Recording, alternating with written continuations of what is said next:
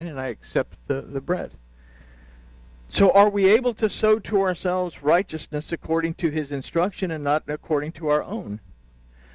What fallow ground do we have in our lives that needs to be broken up so that the true seed of Yahuwah's word can be planted so that we can produce the right kind of fruit in our lives? Say, what is the condition of your soil and what kind of harvest will it yield?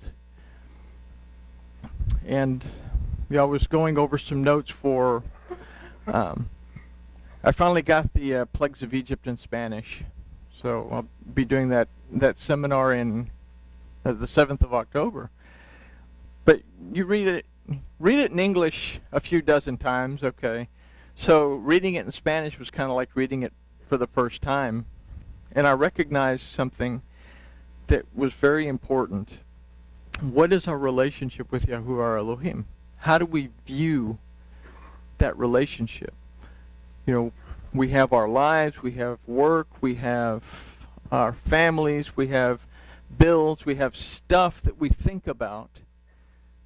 And then over here we have our relationship with our Elohim. Is our relationship with our Elohim something that only occurs for a couple of hours during the week, but it isn't as real as all this other stuff? And I got to thinking, I spend a lot of time studying. I teach 5 times a week. I have counseling throughout the week.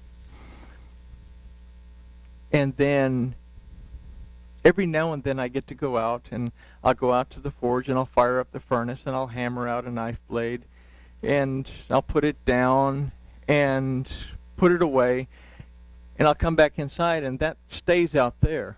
That's my hobby. I don't really think about it when I'm doing all this other stuff. Has my relationship with my Elohim, and this is what I'm thinking about, and you can maybe put it in relative terms for you, is my relationship with my Elohim, has it become like forging the knife blade instead of the study and the teaching and the counseling and all the other stuff that goes with it?